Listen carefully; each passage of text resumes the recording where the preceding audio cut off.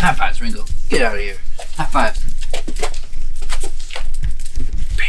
Oh boy, hit you too, huh? Hello, I'm Graham Brock of Graham Cracker, and today we're going to learn how to build one of these heart-shaped planters.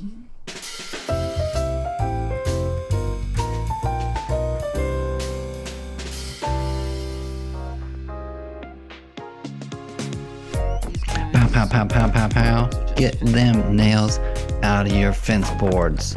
You don't have to use fence boards, but I like the way they look.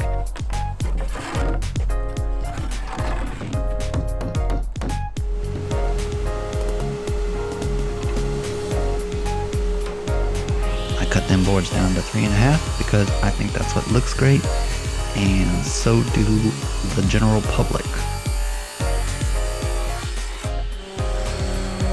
Here I am sanding the wood. I think I start using 150, maybe 100, go a little more aggressive.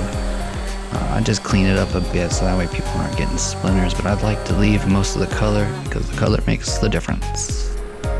I'm gonna cut the very first piece, which I previously did, I guess. I'm gonna cut the second piece then. Here we go, the second piece. I'm not sure why that's at an angle.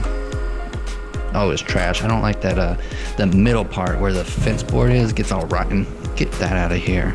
Here's the second piece. Boom. Now that is a 22.5 degree angle, which is a hexagon. And that's what a majority of these pieces are. So this first piece is cut in the same direction, and so is the second. So you just keep scooting that over twice. You need 2 of these guys.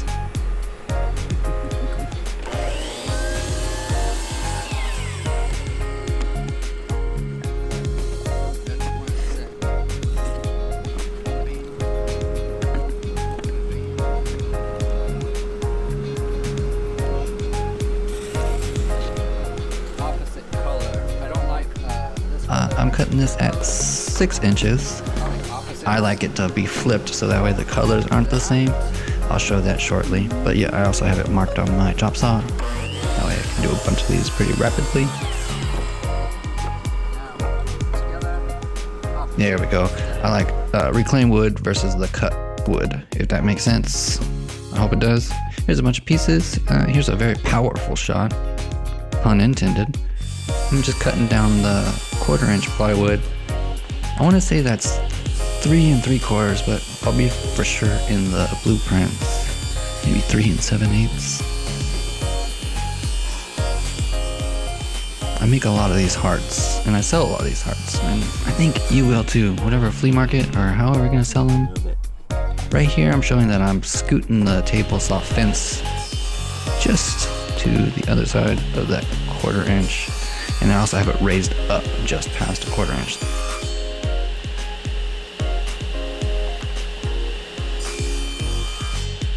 That helps.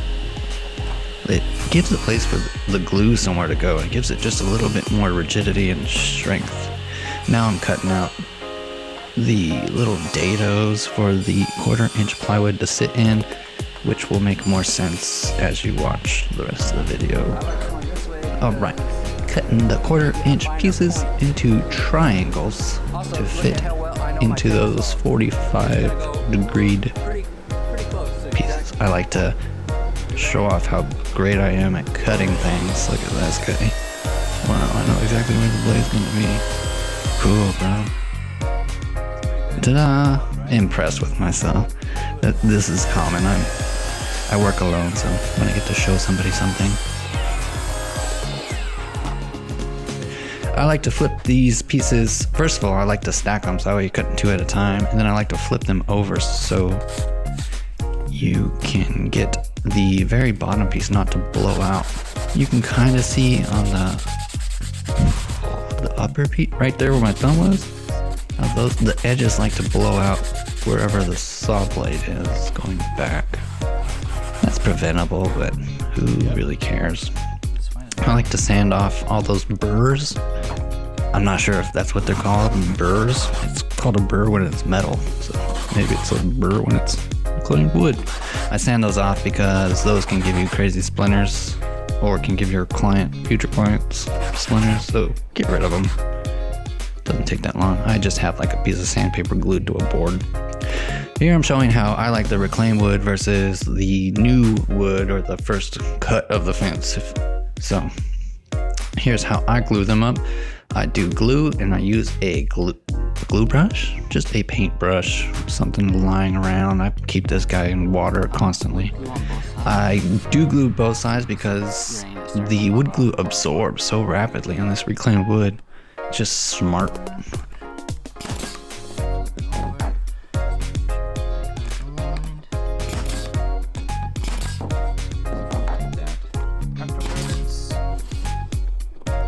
And here's how I apply the inner triangle 1/4 inch plywood pieces. Boom, it kind of snaps in, which I like. And then I shoot a 3/8 inch nail into there with an air gun. The other nails I use are 1 inch.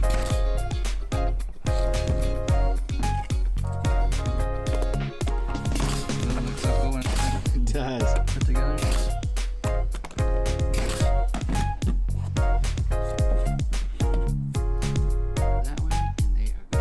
Again, I like the wood to vary. There you go. White versus reclaimed, or new versus old.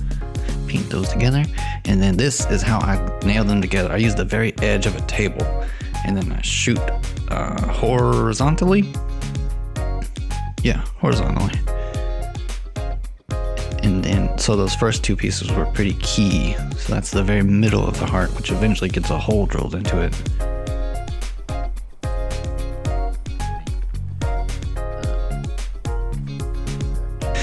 Here's the other pieces going in. I do this piece 3rd and 4th.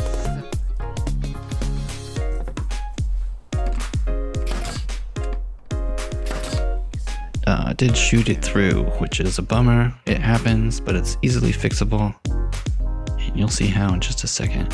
This one's pretty hard to do. I shoot it 3 times because I think it's the weakest point of the whole heart. And do it just as I did, like facing down. That way you can kind of get a better angle at it. You need to get it kind of downward. It's very hard, very difficult.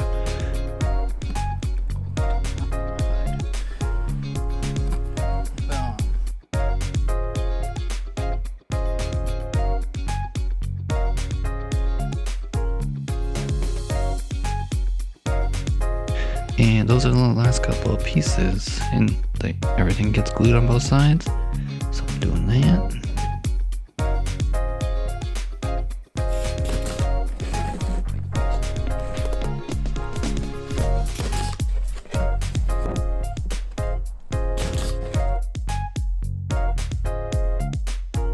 Oh, we weren't recording. We weren't. Now we are. Recording. Action! Well, thank you for following along. Wasn't that nice? Now we know how to build these things, kind of. Maybe you want to know more. Please click the link below. Purchase these plans. The nailing's a little difficult, but you'll get used to it. Hopefully you don't shoot a nail into your finger. I apologize if you do. That's your fault. Not me. I hope you follow along and enjoy the next video we create.